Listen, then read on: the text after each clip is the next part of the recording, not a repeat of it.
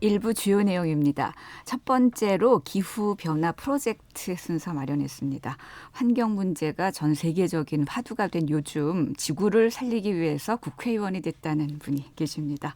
더불어민주당 이소영 의원 모시고 신음하는 지구를 살리기 위한 대안들 함께 모색해 보겠습니다.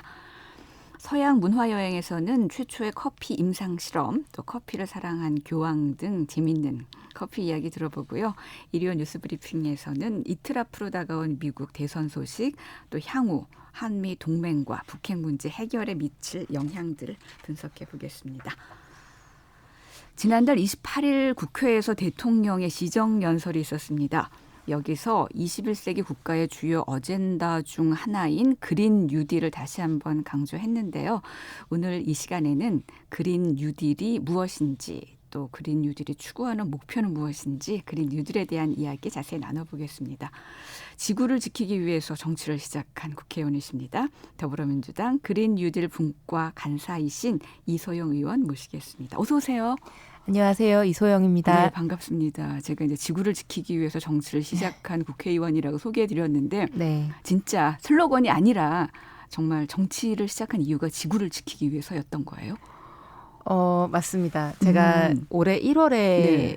민주당의 인재영이 8호로 들어오면서 정치를 시작하게 됐는데요.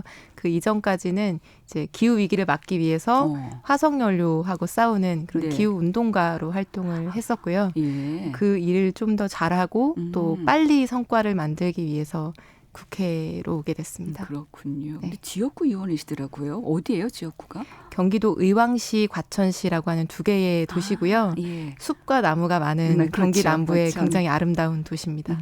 뭐 그린 뉴딜에 관한 이제 본격적인 이야기 나누기에 앞서서 네. 그 문재인 대통령이 시정 연설에서 이제 처음으로 네. 2050년 탄소 중립을 이제 선언한 게 화제가 되고 있어서 이 부분부터 좀 잠깐 여쭤볼게요. 이 탄소 중립이라는 게 어떤 개념인지 감소도 아니고 중립이에요. 네. 이건 어떤 뭐예요? 이 탄소 중립이 그러니까 사실 일반적으로는 온실가스의 순 배출을 네. 0으로 한다라고 하는 걸 지금 이제 좀 축약해서 얘기를 한 건데요. 네. 우리가 뭐 전기를 쓰거나 자동차를 타거나 할 때 항상 온실가스가 발생을 하고요. 네, 그렇죠. 플라스틱 컵을 사용한다거나 뭐 종이 모든 그렇죠. 이제 일상생활에서 거잖아요. 온실가스가 그래서, 발생하죠.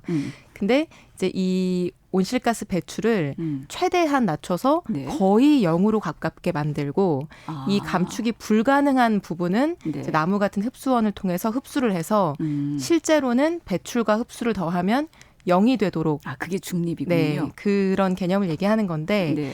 2050년까지 우리나라에서 이 배출과 흡수를 합쳐서 순배출을 0으로 제로로 만든다고 하는 거는 굉장히 뭐 새로운 국가를 만드는 정도 수준의 어려운 과감한 목표입니다. 그러니까 많이 배출하면 많이 흡수돼야 되니까 적게 배출해서 적게 흡수하는 게 제로 만들기는 더 효율적인 방법이라고 할 수 네, 있겠죠. 배출을 거의 0으로 만들어야 됩니다. 되니까. 네. 어쨌든 이제 그렇다면 2050년 탄소 중립을 선언한 이 선언이 가지는 의미는 뭐라고 보세요? 일단 이게 우리가 처음으로 선언을 한 건 아니고요. 네. 작년에 EU에서 공식적으로 2050년까지 유럽 대륙을 탄소 중립 대륙으로 만들겠다라는 선언을 했었고 네, 네. 그 이후에 제조업 국가이자 이제 개도국으로 분류되어 왔던 중국이 네. 본인들도 2060년까지 탄소 중립을 만들겠다고 선언을 했었고 네.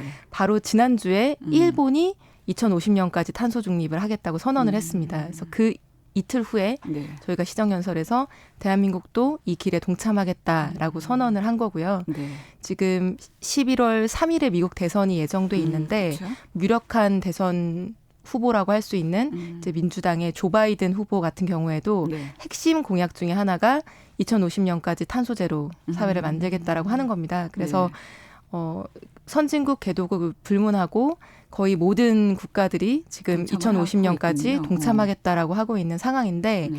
이 릴레이가 벌어지고 있는 이유는 지금 이미 기후 변화가 굉장히 심각하잖아요. 그렇죠. 네, 산업화 이전 대비 이미 1도씨가 올랐고 평균 기온이 1도씨가 올랐다는 건 굉장히 큰 변화이고 1.5도씨 이상 이 지구 평균 기온이 오르게 되면 네. 우리가 100년에 한 번, 500년에 한 번 겪을까 말까 한 기후 재난들, 극단적인 현상들을 매년 겪게 된다는 얘기거든요. 그리고 생태계의 대부분이 붕괴되고 우리가 아이들의 미래가 사라지는 거예요. 근데 정말. 이 1.5도씨로 지구 평균 기온 상승을 막기 위해서는 2050년까지 온실가스 배출을 순배출을 제로로 만들어야 된다라고 하는 게 IPCC라고 하는 국제과학자 기구의 어떤 권고였습니다. 그래서 이 권고를 이행하기 위해서 지금 거의 모든 국가들이 다들 이 대열에 동참하고 있고 대한민국도 함께 하게 된 거죠. 그런 의미군요. 네. 그런데 이번 이제 대통령 시정 연설에서는 이제 재차 그린 뉴딜도 강조했잖아요. 네. 그럼 그린 뉴딜이 왜 그렇게 시급한 국가적 아젠다라고 보시는 거예요? 같은 맥락이겠지만. 그린 뉴딜이라고 하는 게 사실 미국하고 유럽에서 먼저 이 논의가 시작되어서 우리도 이걸 정책으로 채택을 하게 된 건데 그린 뉴딜 자체가 어떤 목적이라기보다는 이 2050년 탄소 중립으로 가는 방법론입니다. 그래서 지금 저희가 대한민국 온실가스 1년 배출량이 한 7억 톤 정도 되는데요.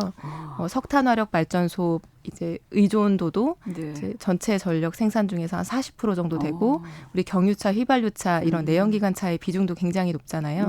전반적으로는 온실가스 배출을 굉장히 많이 하는 국가인데 이거를 0으로 만들려고 하게 되면 7억 톤을 사회가 이제 전반적으로 바뀌어야 되겠죠. 그래서 굉장히 많이 바뀌어야 되겠는데 빠르게. 맞습니다. 그래서 지금부터 지어지는 건물도 이제 에너지 제로 하우스 같은 개념으로 지어야 되고 발전소도 이제는 화력 발전소를 완전히 과감하게 축소하고 재생에너지 중심으로 가야 되고 이제 자동차 같은 경우에도 전반적인 등록 대수를 줄이면서 수소차나 전기차 같은 미래차로 넘어가야 되는 과제인데 이 전체적인 과정에서 이제 신산업이라고 할 수 있는 재생에너지라거나 미래차라거나 또 새로운 건축 공법 같은 것들은 우리가 진흥해서 우리의 성장 동력으로 만들고 여기에서 일자리를 창출하고 또 기존에 온실가스를 많이 배출하던 그런 고탄소 제조업 같은 경우에는 돈을 많이 들여서라도 에너지 효율을 높이면서 또 전환이 될 수밖에 없는 석탄 발전소라거나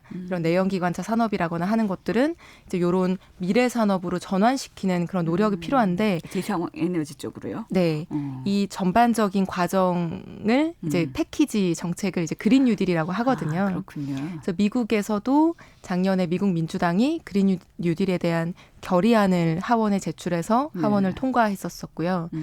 그리고 유럽에서는 이제 이름을 비슷하게 그린 딜이라고 해서 이제 작년 12월에 통과를 시켰었습니다. 그래서 그러한 글로벌한 이제 흐름이 있는데 그 흐름에 필요한 이제 정책들을 그린 뉴딜이라고 하고요. 이게 단순히 기후 위기를 막기 위해서 환경을 위해서 하는 일이라기보다는 우리 경제 그리고 우리 국가 경쟁력을 지키고 또 더 강화하기 위해서 이제 가지 않을 수 없는 길인데요. 그 이유가 유럽이 작년 말에 통과시킨 그린딜의 계획의 핵심이 탄소 국경 조정이라고 하는 제도입니다. 그건 어떤 거예요? 이게 유럽보다 탄소를 더 많이 배출하는 국가에서 유럽으로 수출되는, 그러니까 유럽이 이제 수입하는 제품에 대해서는 탄소세를 매기겠다고 하는 겁니다. 탄소세를 내야 되는 거군요. 네, 이제. 탄소 관세를 부과하겠다는 거거든요. 그럼 우리가 빠르게 유럽 수준으로 이 탄소 배출을 낮추지 않으면 우리가 유럽에 수출하는 주요 품목들이 탄소세를 내야 되는 거예요. 그러면? 네, 그러면 이제 경쟁이 어려워지겠죠. 그러네요. 그리고 미국의 지금 민주당 후보인 조 바이든 후보 같은 경우에도 당선되면 일단 그 파리 기후 협정에 즉시 다시 재가입을 할 거고 100일 내에 그 취임 이후 100일 내에 기후 정상회담을 개최할 거고 또 통상적인 경제적인 권한과 수단을 활용해서 다른 주요 국가들이 온실가스 목표를 높일 수 있도록 압박을 하겠다라고 하는 게 타임라인 나왔네요. 그렇게. 공약입니다. 그래서 미국 대선 결과가 어떻게 될지는 모르겠지만 전반적인 이 분위기? 국제적인 분위기가 우리가 이제 이 길을 가지 않으면 경제적으로 도태되거나 위기에 빠질 수 있는 그런 상황이고 그래서 그린 뉴딜이라고 하는 게 굉장히 가지 않을 수 없는 중요한 길인 선택의 거죠. 문제가 아닌 거네요. 네. 그런데 지역 뉴딜, 그 균형 뉴딜도 적극 추진하겠다고 했는데 지역 균형 뉴딜이라는 건 좀 생소해요. 이건 어떤 내용일까요? 이게 그린 뉴딜이라고 하는 게 이제 허공에서 이루어지는 것이 아니라 구체적인 그 현장에서 많은 사업들이 벌어져야 되는 건데요. 상당히 많은 비용과 정책적인 노력을 투입해서 이 사업들을 쭉 추진해 나가는 거기 때문에 네. 이 과정에서 계층 간의 불균형을 조정할 가능성도 있고 지역 간의 불균형을 조정할 가능성도 있는 거죠. 네. 예를 들면 미국 민주당에서 이제 나온 여러 가지 그린 뉴딜 정책 중에서는 네. 이런 정책도 있습니다. 그러니까 탄소를 줄이기 위해서 네. 이산화탄소 많이 배출하는 기업에 고율의 탄소세를 걷는데 이걸 가지고 사회복지 정책을 하는 거예요. 그러면 빈부격차를 이제 완화할 수 그렇죠. 있는 거죠. 탄소를 네. 줄이면서도. 근데 지역 간의 불균형도 이런 방식으로 해소가 가능한 겁니다. 그래서 이 그린 뉴딜 사업이라고 하는 게 예컨대 미래차의 어떤 거점을 만든다거나 네, 네. 해상 풍력의 중심 지역을 만든다거나 함에 있어서 지금 우리 국토의 지역 불균형이 굉장히 크기 때문에 네. 이런 이런 것들을 조정할 수 있는 방향으로 지금은 이제 침체된 어떤 지역에 이런 거점을 만들어준다거나 하는 방식으로 이제 그린뿐만 아니라 네. 그리고 단순히 경제뿐만 아니라 이런 지금 현재 존재하는 불균형을 균형. 함께 이제 시정할 수 있는 방향으로 잘 설계를 한다면은 다양한 효과들을 같이 낼 수가 있는 거죠. 그러니까 방향성은 알겠어요. 그럼 구체적으로 이제 의원님 지역구가 경기에 네. 의한 과천인데 네. 그럼 여기에는 어떤 지역류 그 균형 뉴딜이 되는 거예요? 다양하게 설계해 볼 수 있을 텐데요. 예를 들면 제 지역구인 경기도 의왕시 같은 경우에는 네. 철도 특구, 철도로 굉장히 유명한 도시거든요. 그렇군요. 철도 대학도 있고 철도 박물관도 있고 뭐 오래전부터 철도의 중심지였는데 철도가 전형적인 그린 모빌리티입니다. 그리고 그렇군요. 네, 또 현대차에서 불과 이제 몇 달 전에 미래차 연구소를 의왕에 짓겠다, 만들겠다 이런 발표도 한 적이 있는데 예를 들면 그린 모빌리티의 어떤 특구나 클러스터 같은 것이 될 수 있는 그렇겠네요. 거죠. 예를 들면 이런 방식으로 특수한 상황에 맞춰서 네, 거기에 맞춰서 이제 다양한 그린 뉴딜이 지역별로 나올 수 있고 예를 들면 전라남도 같은 경우에는 네. 해상 풍력도 조건이 정말 좋고요. 그렇겠네요. 태양광도 조건이 풍력? 정말 좋아서 저희가 흔히 하는 얘기로 이 그린 뉴딜을 하게 되면은 전라남도는 굉장히 부자가 될 거다 이런 얘기를 많이 하거든요. 그래서 이런 지역에 맞는 사업들을 만들어 드리는 거 이게 네. 지역 균형 뉴딜이라고 할 수 있습니다. 그렇군요. 제가 이제 어쨌든 오늘 지구를 지키기 위해서 정치를 시작한 분을 모신 거니까 네. 지구 이야기를 좀 해보죠. 네. 지구가 지금 심상치 않아요. 병에 걸린 것 같아요. 그것도 네. 중병인 것 같은데 어떻게 진단하세요? 지금 지구 상황. 2000년대 초반까지는 네. 이 기후변화가 인간에 의한 거냐라는 거에 대해서 논쟁이 있었는데요. 있었죠. 예. 사실 지금은 그 논쟁이 거의 과학계에선 사라진 상황입니다. 왜냐하면 2000년대 이후 들어오면서 지구 평균 기온이 굉장히 급속도로 높아졌어요. 그래서 기존에 이 누적되어 온 온실 효과가 이제 네. 폭발을 한 거죠. 그래서 그게 현출되기 시작하면서 굉장히 기후 위기라고 하는 현상을 부인할 수 없는 이제 기상 징후들이 많이 나타났고요. 올해만 하더라도 그 최장기 장마부터 시작해서 이제 많은 일들이 있었잖아요. 네네. 호주에서 뭐 반년이 넘게 끌 수 없었던 어마어마한 산불, 캘리포니아에서도 마찬가지고 지금 코로나19 상황도 많은 과학자분들이 이게 기후위기 현상과 무관하지 않다라고 얘기하고 있고요. 그래서 이 다양한 징후들이 나오면서 지금은 오히려 이 기후위기가 진짜 있는 거야? 이게 아니라 우리가 노력한다고 해서 이걸 막을 수 있는 거야? 라는 거에 대한 논쟁으로 예. 지금은 논쟁의 중심이 올라간 상황입니다. 네. 그래서 지금 아까도 말씀드렸지만 우리가 1.5도씨 이상 지구 평균 기온이 올라가게 되면 생물종의 굉장히 대부분이 멸종을 하게 된다라고 하는 논의 그리고 네.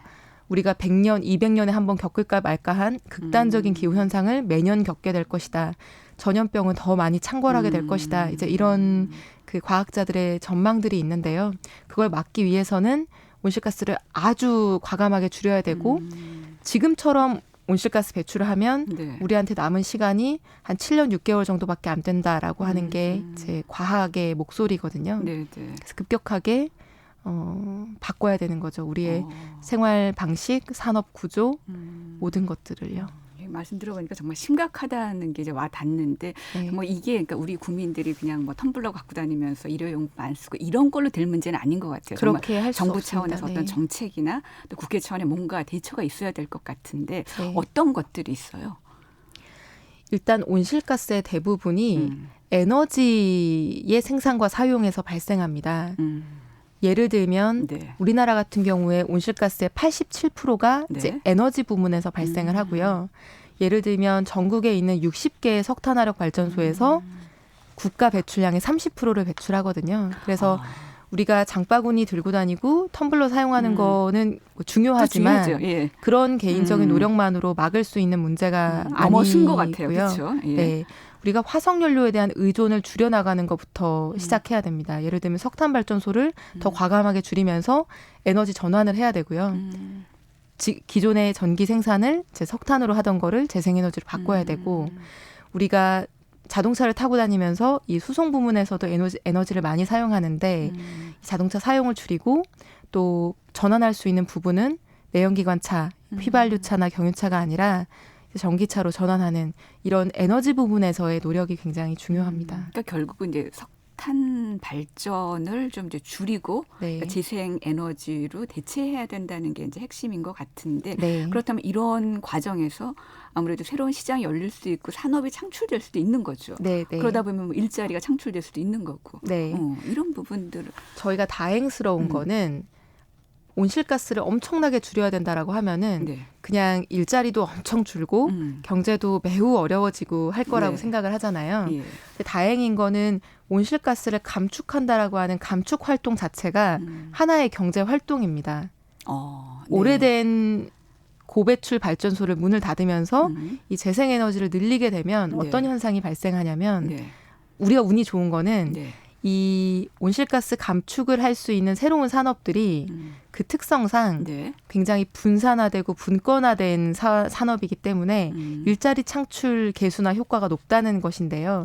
도리어요? 예를 들면 예. 지금 인천에 영흥화력이라고 하는 석탄 발전 단지가 있는데요. 네. 그게 5기가와트급 굉장히 큰 발전 단지입니다. 네. 네. 그래서 1년에 매출액이 수조 원이 되고요. 전기도 엄청나게 많이 생산을 네. 한 곳에서 하는데 네. 이 매출은 한국남동발전이라고 하는 딱 하나의 기업으로 귀속이 됩니다. 네.